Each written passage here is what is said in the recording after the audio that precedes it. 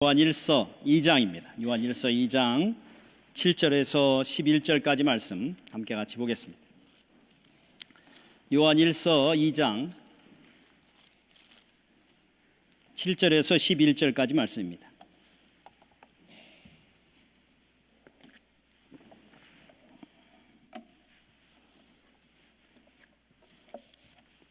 제 성경으로는 신약 388쪽에 있습니다. 모두 찾으신 줄 알고 제가 봉독해 드리겠습니다. 요한일서 2장 7절부터 11절까지 말씀입니다. 사랑하는 자들아, 내가 새 계명을 너에게 쓰는 것이 아니라 너희가 처음부터 가진 옛 계명이니 이 옛 계명은 너희가 들은 바 말씀이거니와 다시 내가 너희에게 새 계명을 쓰노니 그에게와 너희에게도 참된 것이라. 이는 어둠이 지나가고 참빛이 벌써 비침이니라. 빛 가운데 있다 하면서 그 형제를 미워하는 자는 지금까지 어둠에 있는 자요, 그의 형제를 사랑하는 자는 빛 가운데 거하여 자기 속에 꺼리낌이 없으나 그의 형제를 미워하는 자는 어둠에 있고 또 어둠에 행하며 갈 길을 알지 못하나니 이는 그 어둠이 그의 눈을 멀게 하였음이니라. 아멘. 우리 성가대 귀한 찬양 너무 감사합니다. 이렇게 춤추고 싶었어요. 제가 춤을 좀 잘 추면 좀 춤을 싶은 그런 마음인데 너무너무 감사합니다. 어린아이 같은 우리의 마음이 됐으면 좋겠고 천국을 소유하는 우리가 됐으면 좋겠습니다. 오늘 설교가 어린아이 쪽을 할까 하다가 요한일서를 계속 강해에 나가서 그냥 요한일서로 그냥 했습니다. 우리가 믿음의 길을 걸어가고 있는데요, 믿음의 길을 걸어감에 있어서 우리가 반드시 알아야 할 대상이 있습니다. 그것이 없이는 우리가 믿음의 길을 걸어가는 것이 아닐 수 있다고 얘기했습니다. 그게 누구죠? 하나님입니다. 하나님에 대해서 우리가 알지 못하면서 우리가 믿음의 길을 걸어간다면 대체 어디로 무엇을 위해 가는 것인지 우리 자신들도 헷갈릴 수밖에 없습니다. 그러기에 우리는 늘 확인해야 되는 것이 내가 정말 하나님을 아는가, 내가 정말 예수 그리스도를 아는가 라고 하는 그 질문에 대해서 우리는 물어봐야 되고 그거에 대해서 우리들 스스로가 답을 가져야 될 필요가 있다는 겁니다. 우리가 지난주에 살펴본 것처럼 우리가 그리스도를 아느냐, 하나님을 아느냐 했을 때 그리스도에 대해서 아는 것이 아니고 그리스도를 아는 것, 즉 다른 말로 인격적인 만남, 인격적인 교제가 있느냐라는 것을 물어보라고 그랬습니다. 우리가 그리스도에 대해서 아는 것들, 들어서 아는 것들, 배워서 아는 것들이 많을 수도 있습니다. 그러나 그것이 곧 그리스도를 아는 것은 아닐 수 있더라는 겁니다. 그러기에 내가 그리스도와의 인격적인, 개인적인 깊은 만남과 교제와 그런 관계들이 있어서 그를 안다고 이야기할 수 있는가라는 것을 우리는 확인해 볼 필요가 있다고 했습니다. 만약에 그렇다라고 대답한다면 그러면 우리가 그리스도를 아는 것을 무엇으로 드러낼 수 있겠냐는 거예요. 내가 무엇으로 내가 그리스도를 아는 것을 보여줄 수 있냐는 거죠. 그것이 우리가 지난주에 살펴본 것처럼 그리스도를 안다고 하는 자는 그의 계명을, 그의 말씀을 지킨다라고 하는 것이에요. 결국 그를 알면 알수록 그를 닮아가게 되고 그를 사랑하게 되고 그를 따르게 되고 결국 그의 모습이 내 삶 속에서 드러나는 그 모습을 통해 내가 그리스도를 아는 것을 나타낼 수밖에 없다라는 겁니다. 그래서 우리가 읽지는 않았지만 6절 한번 가보세요. 6절 가보면 그의 안에 산다고 하는 자는 그가 행하시는 대로 자기도 행할지니라. 그를 아냐? 그리고 그 안에, 그분 안에 사느냐? 그렇다면 너희의 삶에서 그분이 행한 대로 너희의 삶에서도 드러나야 되지 않겠냐? 계명을 지키고 또 말씀을 따르는 그 삶의 모습이 내 삶에 드러날 때 결국은 그런 모습 통해 네가 그리스도를 안다고 하는 것을 확인할 수 있지 않겠냐라고 하는 겁니다. 왜 그래요? 왜냐하면 그분과의 교제와 그분의 사랑의 관계 속에 있으면 참 희한한 건 사랑의 관계 속에 있는 사람들은 닮아가게 되더라고요. 원하든 원치 않든 그 상대를 닮아가는 모습들이 우리에게 드러날 수밖에 없더라는 거예요. 제가 이렇게 쇼핑이나 아니면 어디 걸어 다닐 때 자주 제가 보면 자주 이렇게 팔을 뒷짐을 지고 이렇게 걷습니다. 이렇게 천천히 이렇게 이런 모습으로 좀 나이 드신 분들 같이 이렇게 걷는 그런 모습이 있는데 재밌는 거는 우리 아이가 어렸을 때 아들이 어렸을 때 저하고 쇼핑이나 아니면 어디 걸어 다니잖아요. 그러면 제가 가만히 보면 얘도 이렇게 걸어요. 그래서 나는 그래도 좀 이해가 된다고 그러지만 이 어린아이가 그렇게 걸으니까 이게 완전히 애늙은이 같고 영 보기가 싫은 거예요. 그래서 야야야 하지마 지금 네가 뭐 어떻게 이렇게 열심히 팔 휘젓고 좀 걸어야지 뭐 이러면서 얘기를 했는데 왜 그 아이가 그렇게 걸어요? 네, 아빠를 보고 아빠를 닮아서 어느 순간 아빠를 좋아하다 보니까 뭐 싫어하는 아이가 어디 있겠어요? 부모를 좋아하니까 부모가 하는 것을 자기도 모르게 배우게 되고 그것이 자기도 모르게 나타나게 되어지더라는 거예요. 그것처럼 우리가 우리 하나님과의 교제의 관계, 사랑의 관계에 있으면 여러분 그걸 꼭 배워야 되겠다, 그렇게 해야 되겠다라고 하지 않을지라도 그분이 행한 것들을 우리의 삶 속에서도 행하는 우리들의 모습을 볼 수 있게 된다는 거예요. 그러면 대처간 우리가 그분 안에 있고 그분을 우리가 안다고 한다면 우리가 그분 안에서 행해야 되는 그 행함, 그 계명이 무엇이고 그 말씀이 내 삶 속에 드러나야 되는 것이 무엇이냐라는 것을 오늘 우리가 같이 함께 살펴보려고 하는 겁니다. 뭐라고 그래요? 그 우리의 삶 속에서 나타나야 되는 모습이 무엇이냐? 한마디로 얘기하면 사랑하는 것이 나타나야 된다는 거예요. 특별히 누구를 향한 사랑? 누구를 향한 사랑이요? 9절부터 보면 9절, 10절, 11절에 뭐라고 얘기해요? 그 형제를 사랑하고 그 형제를 미워하고 라고 하면서 형제 사랑하는 것으로 나타나야 된다는 겁니다. 다른 말로 우리가 그리스도를 아냐 알지 못하느냐를 우리가 확인하기 위해서는 내가 내 옆에 있는 형제라고 하는 사람들을 사랑하느냐 사랑하지 못하느냐로 그걸 보면 내가 그를 알고 있냐 알고 있지 못하느냐가 드러날 수 있다는 겁니다. 주님이 옛날 그 십자가에 달려 죽기 전 마지막 유월절을 행할 때 주님께서 제자들을 사랑해서 끝까지 사랑하시면서 한 것이 있습니다. 혹시 무엇인지 기억나세요? 예수님께서 제자들의 발을 씻겨주는 것을 합니다. 그때 제자들이 뭐라고 그러죠? 주님 어떻게 이게 종이 해야 될 일을 당신이 합니까? 이거 안 됩니다. 우리는 할 수가 없습니다. 그러니까 주님께서 뭐라고 그러죠? 맞아, 내가 주고 내가 선생인데도 이것을 할 때 왜 하냐? 너희도 이렇게 하라는 거예요. 내가 주로 선생으로서도 이렇게 했을진데 너희도 서로 발을 씻겨주는 그것이 옳으니라 라고 이야기하고 계셔요. 그러면서 마지막 하는 얘기가 뭐냐면 내가 너희를 사랑한 것처럼 너희도 서로 사랑해라. 너희들이 서로 사랑하면 너희가 내 제자인 줄 세상이 알게 될 거다라고 이야기하십니다. 아마 요한이 이 말씀을 쓸 때 그 예수님께서 자기의 발을 씻기시면서 하신 말씀, 발을 서로 씻겨줘라, 그리고 서로 사랑해라, 그것이 진정한 제자의 모습이다 라고 하는 그것을 지금 기억하고 있지 않았을까라는 생각이 듭니다. 요한은 그 충격, 그때 자기 주님이시고 선생이신 그분이 자기 앞에 무릎 꿇고 발을 씻기는 그 모습을 보면서 그것이 얼마나 큰 충격이었는지 지금도 기억하고 있는 거예요. 그러면서 하는 얘기가 뭐예요? 하나님을 알고 예수 그리스도를 알고 그분과의 관계에 있다면 주님이 그렇게 하신 것처럼 우리도 서로 발을 씻기고 우리도 서로 사랑하는 그것을 통해 우리가 주님의 제자인 것과 주님을 따르는 것과 주님을 아는 것을 드러낼 수밖에 없다는 거예요. 근데 여러분, 저는 이 말씀을 묵상하면서 왜 형제의 사랑이라고 그랬을까? 왜 형제일까? 여러분, 왜 형제일까요? 왜 형제를 사랑하라고 할까요? 그냥 형제니까 사랑해라.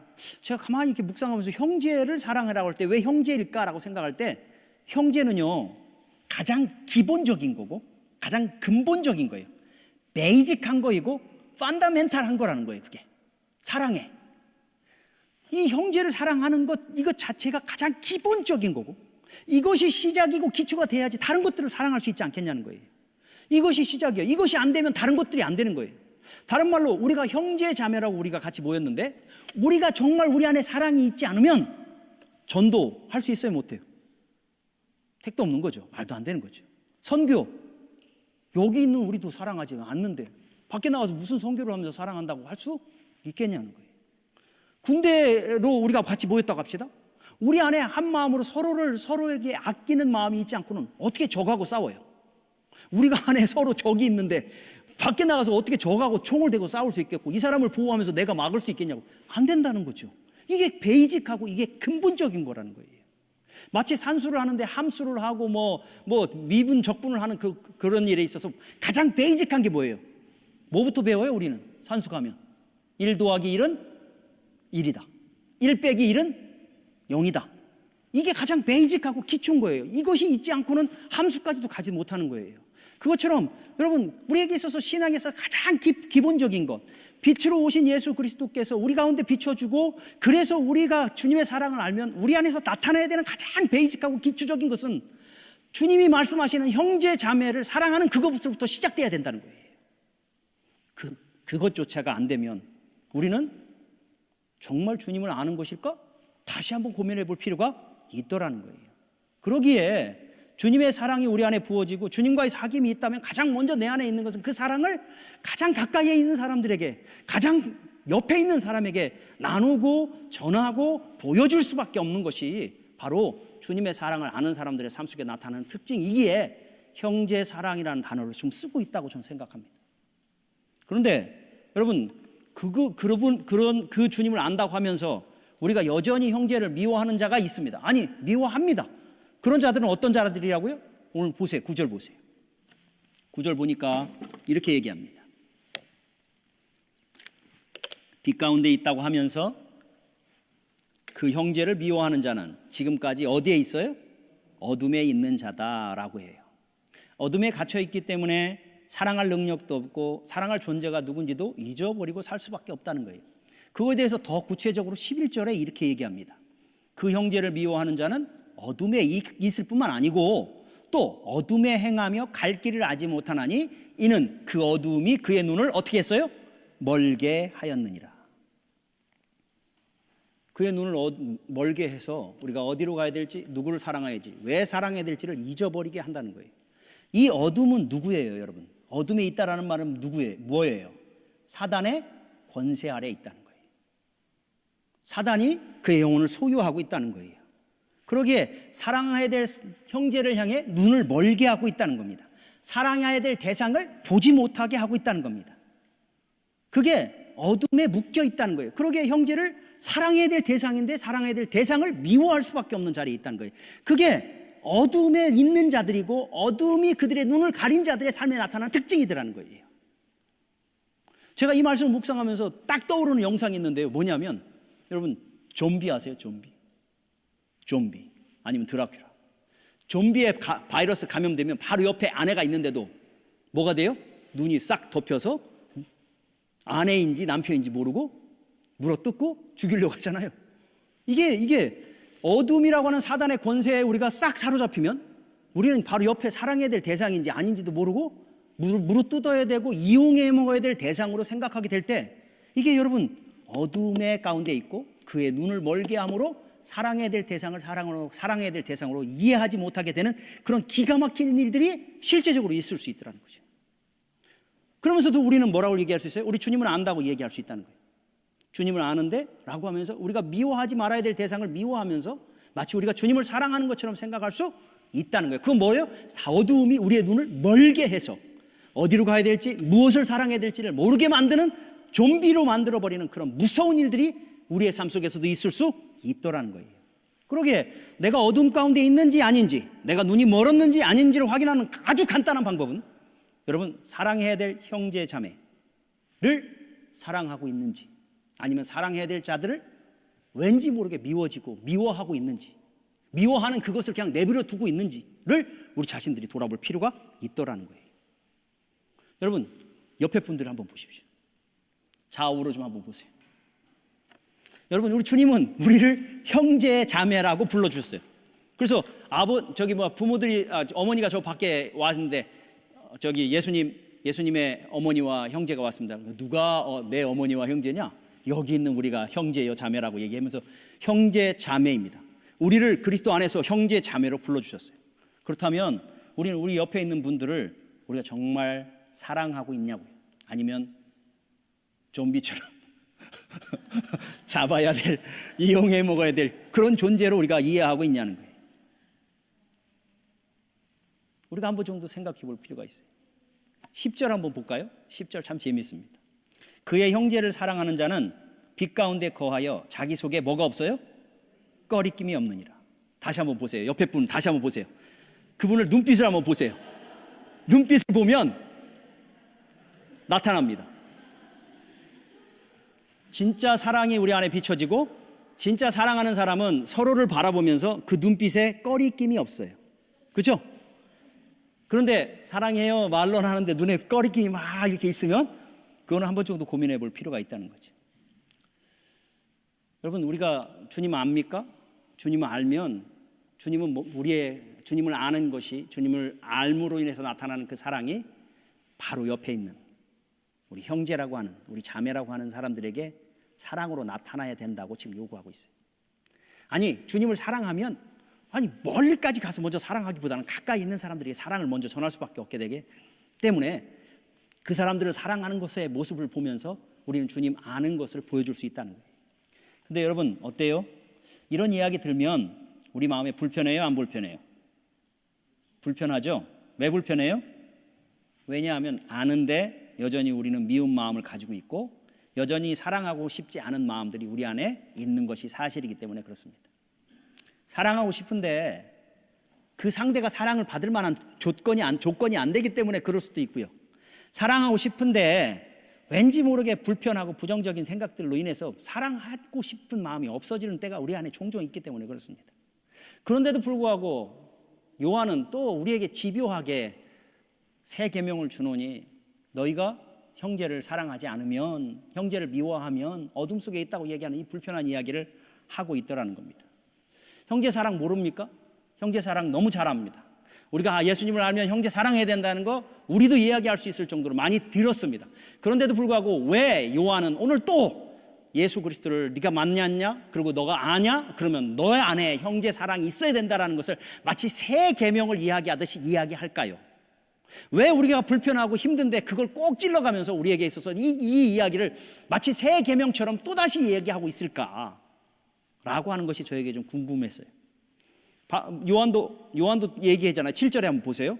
사랑하는 자들아, 내가 새 계명을 너에게 쓰는 것이 아니라 너희가 처음부터 가진 옛 계명이니 이 옛 계명은 너희가 들은 바 말씀이거니와 라면서 내가 얘기하려고 하는 거 너희도 다 아는 거야. 너희도 너무 많이 들은 거야. 그런데 미안하지만 내가 새 계명을 주노니 라면서 또다시 얘기합니다. 왜 그럴까요? 왜 그렇게 반복해서 또다시 얘기할까요? 여러분, 또다시 이야기하는 이유에 두 가지가 있어요. 두 가지. 첫 번째, 똑같은 걸 계속 반복해서 이야기하는 것은 첫 번째 왜 그럴까요? 중요하니까. 너무너무 중요하니까 그게. 그러니까 또다시 반복해서 얘기하는 거예요.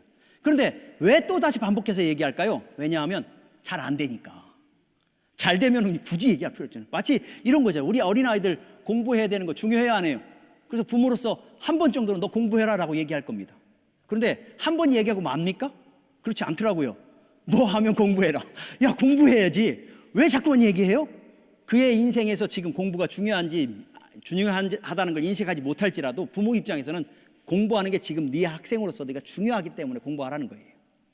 근데 왜 계속 반복해서 얘기해요? 안 하니까.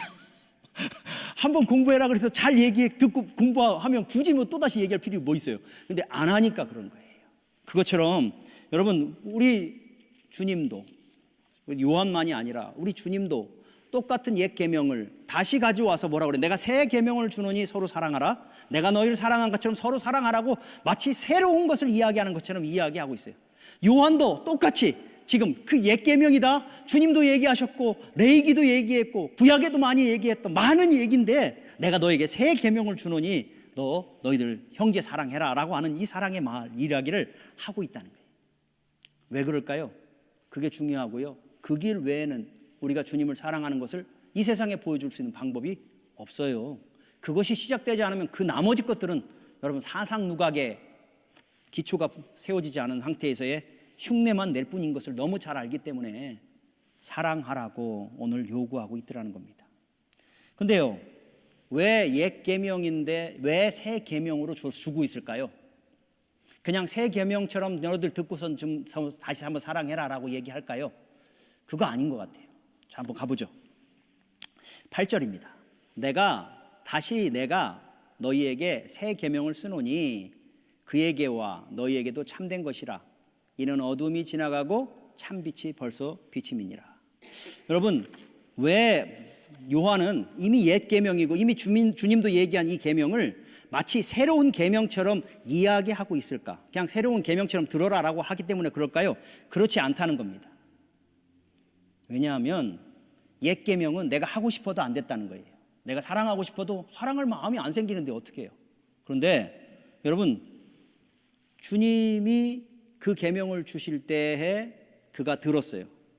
그죠? 주님께서 너희 서로 사랑해라. 사랑할 때 너희가 내 제자인 걸 알리라고 하면서 발을 씻겨주는 그 모습을 보면서 자기가 결심하고 그래 내가 정말 사랑해야 되겠다고 결단했지만 자기가 실패할 수밖에 없었던 것을 상상했을 거예요. 그런데 지금 이 편지를 쓰고 있었을 때의 요한은 정말 주님이 사랑하라고 하는 형제 사랑이 됐을까요? 안 됐을까요? 이게 저 질문입니다. 됐을까요? 안 됐을까요? 만약에 이게 안 됐으면 이 사람 미친 사람이죠. 지도 안 되는데 이걸 얘기하고 있잖아요. 근데 여러분 놀라운 일은 그 주님께서 이야기하신 서로 사랑하라는 것이 처음에는 안 됐단 말이에요. 그런데 어느 순간을 지나 자기가 그렇게 사랑하는 그 사랑의 자리에 서게 되고 그 사랑의 그 넉넉함을 주님 닮아서 하는 모습들이 보여지고 있기에 오늘 이 이야기를 하고 있는 거예요. 다시 한번 가보세요. 내가 너희에게 새 계명을 쓰노니 그에게와 너희에게 뭐라고요? 참된 것이라. 옛날에는 이게 황당하니고 말도 안 되는 거라고 생각했는데 지금 보니까 이게 참된 거더라. 진짜 되더라. 언제? 그 다음 절. 이는 어두움이 지나가고 참빛이 벌써 비춤이니라. 어두움, 사단의 권세가 지나가고 참빛 대신, 참빛이 누구예요? 예수 그리스도가 우리 안에 비춰지니까 그 일이 가능해지더라는 거예요.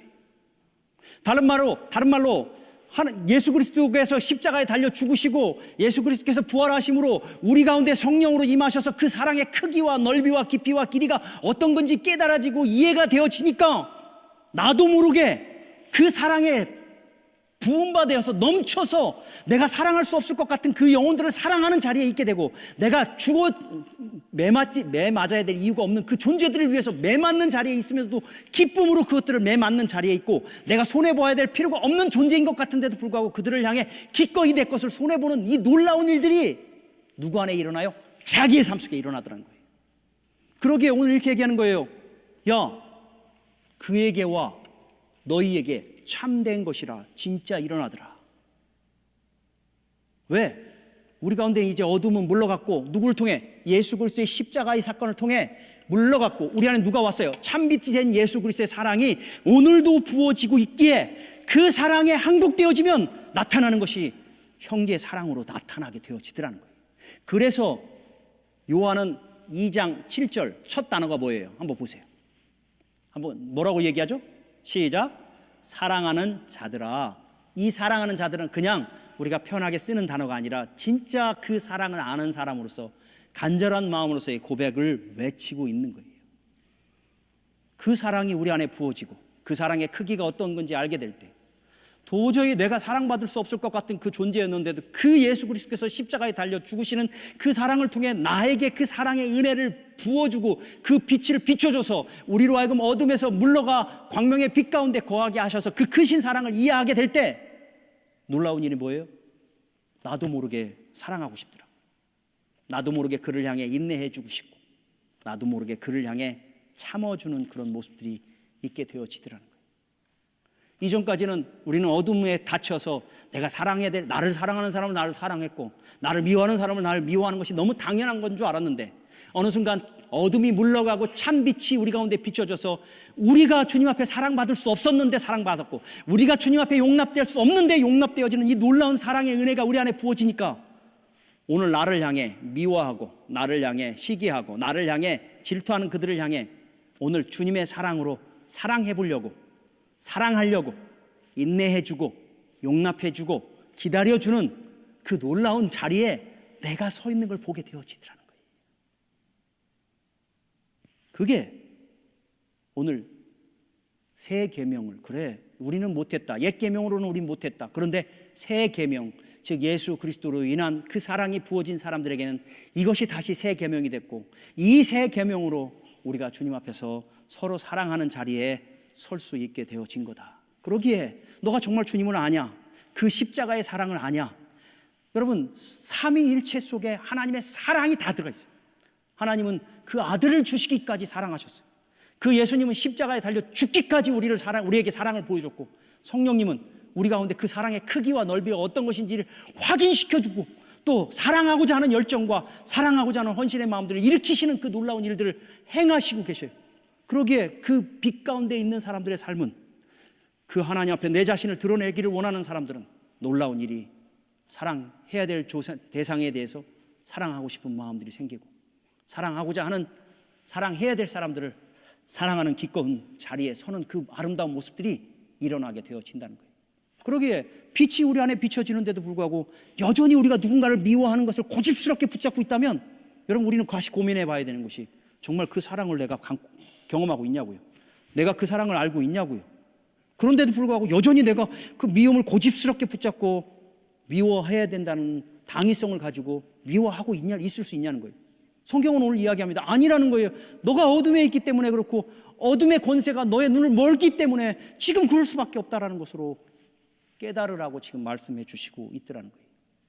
여러분, 그러기에 여러분, 주님의 사랑이 우리 안에 부어지면 놀라운 일은 우리 안에 어둠이 물러갑니다. 어둠이 어둠이 지나가 버립니다. 그리고 빛이 벌써 비춰지는 일이에요. 여기서 벌써 비춰졌다는 말은 계속해서 지금도 비춰지고 있다는 거예요. 여러분, 오늘 주님의 사랑이 여러분 가운데 오늘 비춰져서 우리의 삶 속에 있는 어두움이 물러가는 놀라운 역사가 있기를 주님의 이름으로 축복합니다. 그래서 어제까지는 내가 저 사람 도저히 용서 못해, 어제까지는 내가 저 사람 도저히 사랑할 수 없어라고 했던 그들을 향해 오늘 주님의 빛이 비춰져서 우리의 사랑이 그들에게 비춰지는, 전해지는 그런 놀라운 역사가 있기를 주님의 이름으로 축복합니다. 여러분, 기독교의 신앙은 그러기에 단순히 예배 와서 하나님 앞에 예배하고 하나님 사랑해요 그리고 가는 게 아니에요. 그냥 절에 가는 사람들처럼 참선을 해서 뭔가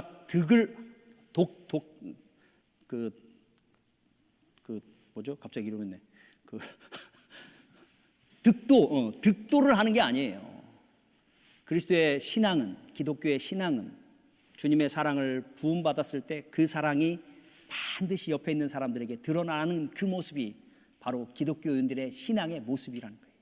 그러기에 진정한 주님을 만나는 사람들, 주님의 빛 가운데 우리에 거하는 사람들의 삶에는 여러분, 우리 이웃과의 관계 속에서 그 사랑이 분명히 드러날 수밖에 없다라는 것을 성경은 이야기하고 있습니다.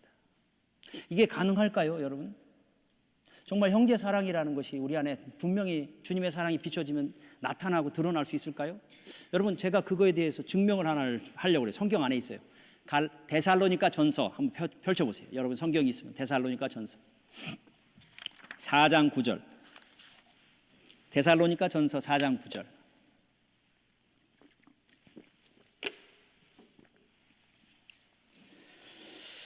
데살로니가 전서 4장 9절 다 찾으셨으면 우리 한 목소리로 함께 같이 읽겠습니다. 시작.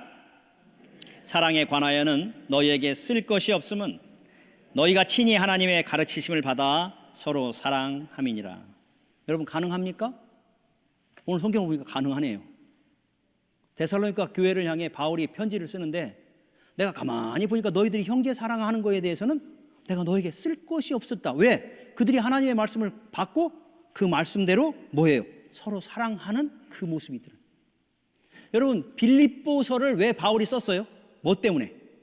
사랑해야 될 사람들이 서로, 사랑해야 될 두 권사님이 서로 시기하고 질투하고 미워하니까, 야, 너 주님의 마음 좀 품어라 라고 하고 싶어서 쓴 거예요. 여러분, 막 그 교회 안에 여러분 어떻게 모든 사람이 서로 사랑할 수 있을까요? 예, 그들에게, 그 데살로니가 교회는 형제의 사랑에 대해서는 최소한 너희들에게 쓸 게 없다. 왜? 너희들이 하나님의 말씀을 가르침을 받고 그렇게 사랑하네 라고 하고 할 수 있더라는 거예요. 저는 이 말씀을 옛날에 묵상하면서 너무 전율했어요. 그래서 제 마음속에 소원이, 아버지, 우리 교회가 우리 주님이 오실 때 형제 사랑하는 거에 대해서 너에게 쓸 것이 없다. 왜? 너희가 주의 말씀을 가르침을 받아 그렇게 서로 사랑하네 라고 할 만큼의 그 아름다운 교회가 됐으면 좋겠다. 우리 성도님들이 모일 때마다 여러분, 이런 아름다운 교회로서 평가되어지면 얼마나 행복할까. 내가 다른 건 몰라도 형제 사랑에 대해서는 너희들이 쓸 것이 없을 정도로 주님 사랑 안에 있고 주님의 가르침에 따라 서로 사랑하려고 몸부림치는구나. 여러분, 그것이 안 되면 그 다음 전도는 될까요? 다른 사람이 오는 게 무섭잖아요. 왜냐하면 이 사람 오면 또 자기 마음에 안 들거나 아니면 또 우리의 기준을 두고서 마음에 안 들면 여러분, 서로 힘들고 어렵고, 우리가 우리 안에 정말 서로 사랑하는 것이 우리 안에 있게 되고, 좀 부족한 거 있죠. 여러분, 여러분의 가정 안에도 부부와 남편 사이, 자녀들 속에 마음에 안 드는 거 얼마나 많아요. 그런데도 불구하고 우리가 가족이라는 것 때문에 서로 사랑하고 참아내고 인내하려고 하는 것처럼, 우리가 주님께서 서로 사랑하라고 한 형제 자매로 우리를 불러주셨다면, 우리 안에 이것이 연습되지 않으면, 우리가 이거 안에서 그리스도의 사랑으로 서로를 사랑하려고 하는 것이 안 되면, 여러분 그 다음에는 어떻게 될까요? 최소한 형제 사랑에 대해서 너에게 쓸 것이 없을 만큼 우리가 정말 서로를 좀 그냥 주님이 나를 사랑하시는 것처럼 그 사랑이 내 안에 있긴 있으니까, 그래서 좀 서로 사랑하는 그 모습들이 우리 안에 있다면, 여러분 그 다음에는 주님이 왜 영혼 안 보내주겠어요? 그 영혼 보내면 상처 입는데 보내겠어요? 그 영혼을 가면 위로받고 힘을 얻고 믿음의 자리에 서게 하는데 왜 안 보내겠냐고요. 이 조그만 숫자 속에서도 우리가 나눠져 있고, 이 조그만 숫자 속에서도 우리가 서로를 미워하고, 서로가 서로를 향해 기준을 따라 마음에 안 들고 마음에 들고를 하면 어떻게 주님의 사랑이 우리 안에 있을 수 있게 되고, 그게 어떻게 우리가 주님을 안다고 할 수 있냐는 거예요. 그거 아니지 않냐는 거죠. 근데요, 그것이 이 교회 안에는 있는데 우리에게 가능할까요, 안 할까요? 저는 가능한 걸 봐요. 가능한 것들을 군데군데에서 봅니다. 어느 분이 기대한 대로 기도 제목이 안 이루어지고 안 좋은 일이 있었어요. 근데 그분이 어느 날 와서 자기의 삶을 나누면서 이렇게 얘기하는 거예요. 어떤 분이 자기에게 와서 같이 이야기를 하는데, 그분이 자기가 안 된 것을 듣고선 와서 이렇게 같이 위로를 했는데 자기보다 더 울더라는 거예요. 자기보다 더 울더라는 거예요. 그러다 보니까 그것이 자기에게 얼마나 큰 위로가 됐는지 모른다는 거예요. 제가 그 얘기를 들으면서, 여러분, 자기 문제예요? 어떻게 더 울 수 있어요? 예, 그리스도의 사랑이 우리 안에 부어지니까 형제 사랑이 내 문제보다, 그 사람의 문제가 내 문제보다 더 크게 보이고, 그러니까 더 크게 울 수밖에 없게 되더라고요. 그게 여러분 형제 사랑하는 사람들 속에 나타나는 증거고, 그것이 예수님을 아는 사람들의 속에 나타나는 증거더라고요. 그것이 우리 안에도 있어요. 그래서 우리는 소망이 있어요. 거기서 멈추지 않았으면 좋겠어요. 좀 더 적극적으로 내가 사랑할 수 있을 것 같은 사람들을 향한 사랑이 아닌, 사랑할 수 없을 것 같은 사람들을 향해 한 발자국 더 나아갈 수 있는 그런 모습들이 우리 안에 좀 있으면 좋겠어요. 그랬을 때 우리가 그리스도를 아는 자들이 되어 것이고, 그리스도를 아는 교회가 되어질 때, 여러분, 그리스도를 알기를 원하는 사람들이 우리 가운데 오게 되고, 우리가 그리스도를 아는 그 사랑으로 품을 때, 여러분, 그곳이 바로 진정한 교회의 모습이 되지 않겠나 하는 생각이 들어요. 물론 여러분, 한순간 되겠습니까? 아니죠. 한순간 안 됩니다. 그러나 중요한 것은 성령님이 순간순간 순종하라고 주시는 말씀 앞에 내가 내 옛성품으로는 이기적이고 자기 중심적이고 그래서 미워할 수밖에 없을 것 같지만, 우리가 성령님께 순종하고 성령님이 사랑의 부담을 줄 때 순종하겠다고 얘기하고, 또 미워하는 마음들이 들 때마다 고민하고 하나님 앞에 떼굴떼굴 엎드려 기도하면서 나아갈 때 참 재밌는 건요, 점점 주님 닮아가고 점점 그 사랑의 크기가 확대되는 것을 보게 됩니다. 여러분, 한순간 되는 거 아니에요. 우리가 어떻게 한순간 할 수 있겠어요? 제가 어저께 우리 예배를 드려야 되는데 친교실 그것 때문에, 리스트라는 것 때문에 어떻게 된 건지 문을 닫아놨는데도 불구하고 온 교회가 먼지 덩어리가 돼버렸어요. 예배는 드려야 되는데 이게 참 걱정이어서 이게 청소를 좀 해야 되는데, 이거 청소하려니까 까마득한 거예요. 이거 어떻게 청소하나 싶은 거예요. 근데 몇몇 분들이 와서 같이 청소를 하는데, 조금, 여기서부터 하지 뭐. 그래서 여기서 조금 청소하다 보니까 어느 순간 다 청소하게 되더라고요. 제가 그걸 보면서, 그렇지, 우리가 여러분 어떻게 전부를 다 처음부터 사랑할 수 있겠어요? 아니에요.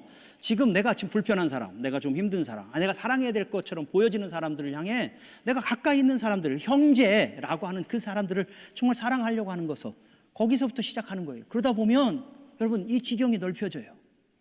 그 사랑의 크기가 넓혀져요. 왜요? 주님의 사랑은 오늘도 참빛으로 우리 가운데 비춰줘서 그 힘과 능력을 주님이 우리에게 주실 것이기에, 오늘 그 사랑에 순종하고 부담 두는 그것에 우리가 순종하며 나아가려고 할 때, 놀라운 일은 그 사람이 사랑되어지고 사랑에 황복되어지고, 그래서 사랑의 관계가 회복되면 또 다른 사람에게 나아가고 또 다른 사람에게 나아가다 보면 어느 순간 여러분, 그 사랑의 크기가 넓어지는 그 놀라운 역사가 있게 됩니다. 여러분,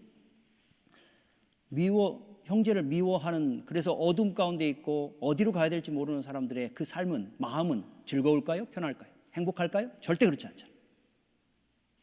우리의 주님의 사랑이 우리 안에 부어지고 그 사랑에 지금은 힘든 것 같고 순종하는 게 어려운 것 같지만 순종하며 나아가면 놀라운 일이 뭐가 돼요? 그 안에 평강이 찾아오고 그 안에 주님께서 주신 사랑의 아름다운 열매들이 맺어지는 놀라운 일들을 우리의 삶 속에서 분명히 보지 않겠냐는 거예요. 그러게 여러분, 우리가 주님을 압니까? 네, 안다고 지금 얘기할 수 있습니까? 목사님, 제가 예수를 믿은 지 지금 몇 년인데 압니까? 그렇다면 무엇으로 드러나야 됩니까? 우리 바로 옆에 있는 형제, 바로 옆에 있는 자매, 사랑하는 모습으로 드러날 수밖에 없다는 거예요. 그래서 내가 있는 곳에서는 여러분 어때요? 그 사랑이 넘치고 그 빛이 비춰진 사람들의 삶은 내가 있으면 편해요. 내가 있으면 웃음이 넘쳐요. 왜요? 내가 사랑하려고 하는데 누가 나를 미워하겠어요? 내가 사랑하려고 하는데 거기가 어두웠겠어요? 그렇지 않다는 거예요. 여러분, 우리가 빛 가운데 있습니다. 우리가 이깁시다. 형제를 미워하면서 어둠 가운데 거하는 자들이 아니라 형제를 사랑하겠다고 주님의 사랑이 우리 안에 부어져서 그 사랑으로 좀 한번 해보겠다라는 몸부림의 삶으로 나아가면 여러분 때문에 어두운 분위기가 밝은 빛으로 비춰지는 놀라운 역사들이 일어나게 되리라 믿습니다. 마지막으로 한 가지만 얘기하고 맞추려고 합니다. 유튜브를 제가 봤는데 어느 분의 목사님께서 짧게 설교하는 메시지 중에 하나의 예였어요. 무슨 내용인지는 잘 몰랐어요. 근데 예가 너무 이렇게 들어와서 귀에 들어와서 제가 보면서 웃었는데 여러분과 함께 같이 좀 나눴으면 좋겠습니다. 그 어느 분이 이제 문을 딱 들고 자기 방으로 딱 들어가는데 자기보다 먼저 훅 들어가는 게 있었대요. 그게 뭐냐니까 보니까 바퀴벌레 이만한 게 자기보다 먼저 훅 들어가더래요. 여러분, 그분이 얼마나 불편했을까요? 그렇잖아요. 우리도 그렇잖아요. 안 봤으면 차라리 모르는데 보면 불편해요. 근데 바퀴벌레가 방으로 훅 들어가더라는 거예요. 그러니까 이분이 이제 잠을 자려고 그러는데 뭐가 생각나요? 바퀴벌레가 생각나는 거야. 이게 또 나와가지고 또 어떻게 돌아다니고 뭐 하면 이게 그래서 안 되겠다 싶어서 불을 켜놓고 바퀴벌레를 잡으려고 했는데 바퀴가 여기 있다가 이쪽으로 싹 도망가더래요. 그러니까 이분이 화가 나기 시작하는 거예요. 분노가 일어나서 이거 바퀴를 잡아야 되겠다 이런 생각이 드는 거예요. 그래서 밤을 새면서 가구를 옮기면서 이 바퀴벌레를 잡으려고 바퀴와의 싸움을 하는데 도망가면 도망갈수록 더 분노가 치밀더라는 거예요. 그래서 어떻게 했을까요? 마지막에는 하여튼 싸워서 이겼대요. 그래서 바퀴를 잡아가지고 와, 분노가 막 일어나는 그 이해가 되죠?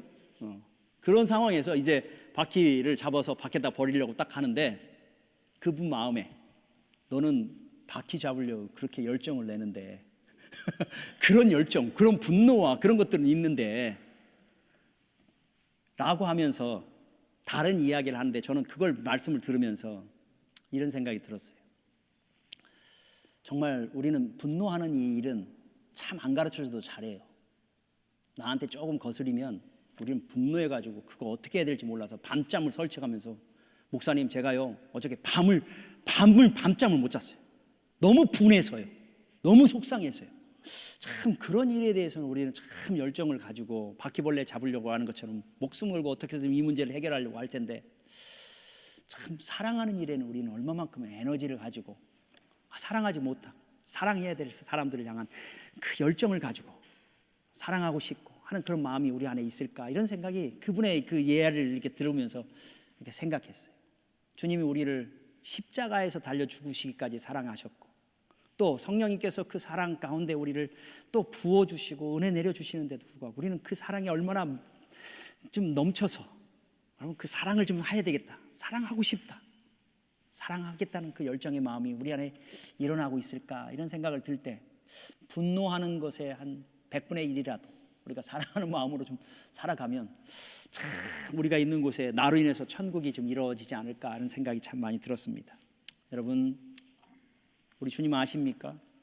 그러면 그 아는 것이 우리 주님은 형제 사랑하는 것으로 드러나게 되고 빛 가운데 거하는 자는 형제를 사랑하되 꺼리낌이 없는 모습으로 설 수 있게 된다고 얘기합니다. 우리 주님께서 아무 의미 없이 우리를 불러주시지 않고 주님께서 의미이시 꼭 필요하게 우리를 형제 자매로 부르시기 위해서 이 자리에 불러주셨을 텐데 우리 나 때문에 누군가가 위로받고 나 때문에 누군가가 사랑의 소망을 갖는 그 아름다운 일에 정말 다시 한번 쓰여지는 저와 여러분이 되기를 주님의 이름으로 축복합니다.